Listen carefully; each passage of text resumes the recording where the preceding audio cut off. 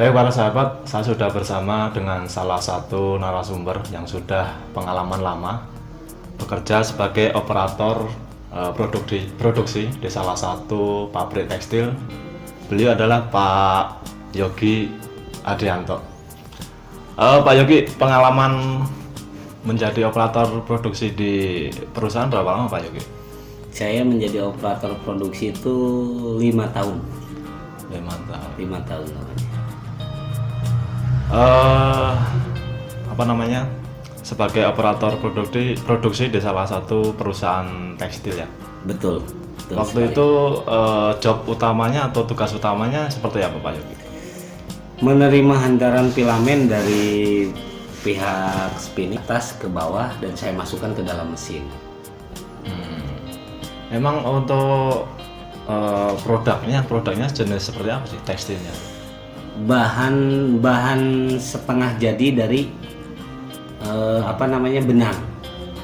Bahan setengah jadi dari benang itu kita buat, bahkan untuk tim kita sendiri itu bahan 1/4 jadi. Bukan bahan full jadi benang, enggak. Kita hanya bahan 1/4 jadi ke bahan setengah jadi. Dulu Pak Yogi bisa masuk ke perusahaan itu melamar pakai lulusan ijazah apa Pak waktu itu? Saya melamar pakai lulusan ijazah STM. STM jurusan Otomotif. Cenderung lari ke produksi sebagai operator produksi. Kelebihan dari operator produksi di tekstil itu sendiri menurut Pak Yogi apa sih?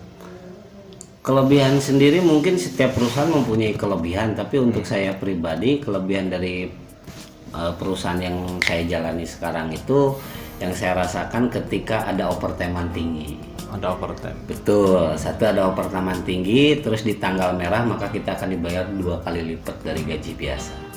Untuk resiko bekerja Pak Yogi kan sebagai operator produksi berarti berhubungan langsung dengan mesin produksi ya. Betul. Betul sekali.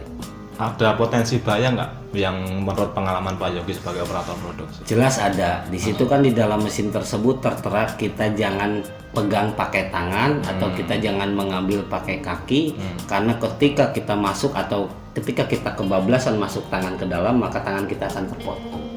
Belah. Itu yang paling bahaya. Apalagi kalau misalkan kaki yang masuk maka tubuh kita akan digiling. Jadi beberapa bagian kan ngeri juga Pak. Itu pengalaman yang kebetulan teman saya dulu pernah mengalaminya. Kalau untuk prosedur Pak, prosedur kerja di mesin produksi tersebut selaku operator produksi, Betul. berarti harus mengikuti dari SOP tersebut. Betul. Berarti semua mesin pasti ada SOP Pak ya? Betul. Semua SOP-nya udah diatur sama perusahaan dan di situ kita sudah tertera dalam SKB surat kerja bersama dengan perusahaan dengan karyawan bahwa satu mesin tersebut bila kita fatal menggunakannya maka akan terjadi kecelakaan yang fatal pula, seperti itu. Berarti pada dasarnya para sahabat sebagai operator produksi yang penting kita bekerja hati-hati sesuai prosedur, sesuai SOP Pak ya. Betul. Kemungkinan insya Allah kita aman Pak ya. Insya Allah. Walaupun memang pekerjaan itu ada potensi bahaya Pak. Betul, semua pekerjaan ada potensi bahaya, tapi jika kita menjalaninya dengan hati-hati, dengan mengikuti prosedur yang sudah ditentukan oleh perusahaan, maka kita insya Allah akan terjauh dari bahaya tersebut. Seperti itu aja Pak. Selama bekerja di pabrik tersebut Pak Yogi, ada tunjangan ya? Atau mungkin ada kelebihan buat operator produksi tersebut buat Pak Yogi? Jelas ada. Kebetulan kalau dari perusahaan saya itu tiap tahun itu jasa produksi selalu dibagikan untuk semua karyawan, dan ketika ada overtime pun 2 kali lipat kita akan dibayar. Apalagi kalau di hari-hari besar umat Islam atau umat yang lainnya kita masuk, maka kita akan 3 kali lebih pembayarannya dari perusahaan tersebut. Kalau intensif Pak, Insentif, kalau insentif itu dari uang kehadiran ada, dari jatah makan kita ada, terus dari kalau kita bagian malam kita itu selalu mendapatkan 2 buah produk makanan, kalau enggak susu. Kalau job desk atau tugas utama Pak Yogi tadi? Memperhatikan mesin. Jangan sampai ada satu filamen yang putus dari mesin maka mesin itu akan berhenti. Berarti produksi tersebut di next proses ke mesin berikutnya Pak ya? Betul, sama betul.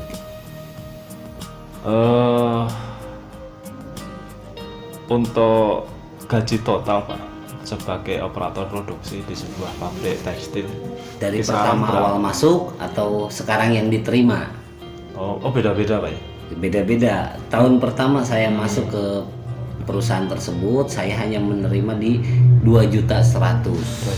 Iya. Setelah berjalan 1 tahun, maka akan ada kenaikan dari perusahaan itu 300 sampai 500.000. Dan setiap tahun pula sampai sekarang pun saya menjalani udah 5 tahun, gaji saya hampir ke 5.500.000. Gaji pokok saja. Gaji pokok saja itu. Kalau total terima? Total terima bisa kotor atau bersih rata-rata saya di 6 juta. 6 juta ya. Iya.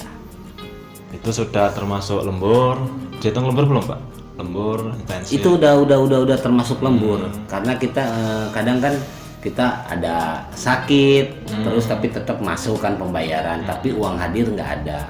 Ada uang hadir, ada uang perumahan. Uang perumahan pun tertera di situ Pak. Jadi perusahaan ini yang saya jalani sekarang itu betul-betul perusahaan yang bonafit dan memiliki penunjang tinggi untuk karyawannya. Kalau untuk jenjang Pak, jenjang naik jabatan atau Betul. naik level itu sebenarnya ada peluang nggak Pak buat operator produksi di sebuah? Selalu ada peluang di perusahaan kami ketika kita mendapatkan satu poin, yaitu kalau di perusahaan kita kan di grade Pak. Ketika karyawan tersebut mendapatkan grade A, maka dia gajinya akan melebihi karyawan-karyawan biasa. Penilaian berarti. Penilaiannya. Ketika kita terus mendapatkan grade A terus sampai 10 kali bertahap, berarti selama 10 tahun kita akan menaiki jabatan, atau per 2 tahun sekali itu kita akan dinaikkan jabatan.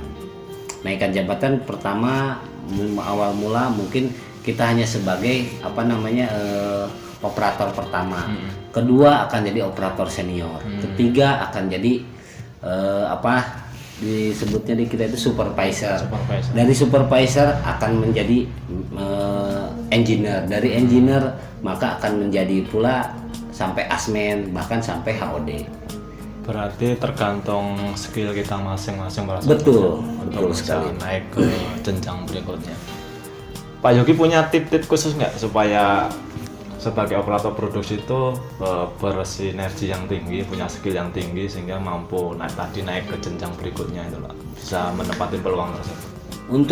Untuk saran saya kepada para sahabat yang sedang menonton acara ini, untuk hal pertama yang mungkin akan saya bahas itu adalah kinerja ya. Kinerja kita jangan sekali-kali mengabaikan apa yang sudah tertera dalam SOP perusahaan satu.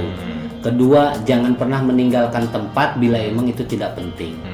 Ketiga, kita harus selalu banyak komunikasi dengan tim atas ataupun tim bawah supaya semuanya tidak ada kesalahan dari miskomunikasi. Dan keempatnya, ketika kita mengalami ada kendala masalah, kita harus cepat-cepat menghubungi ke bagian-bagian yang emang kebagian bermasalah tersebut. Bidangnya, Itu aja ke bidangnya. Betul sekali Pak. Baik para sahabat, itu tadi wawancara saya bersama Pak Yogi ya, yang sudah pernah berpengalaman di sebuah perusahaan tekstil selaku operator produksi. Betul. Barangkali pembicaraan kita mampu menginspirasi dan bermanfaat bagi para sahabat yang nantinya berminat ingin menjadi operator produksi di sebuah perusahaan tekstil. Demikian dari saya, terima kasih. Assalamualaikum warahmatullahi wabarakatuh. Waalaikumsalam warahmatullahi wabarakatuh. Terima kasih Pak.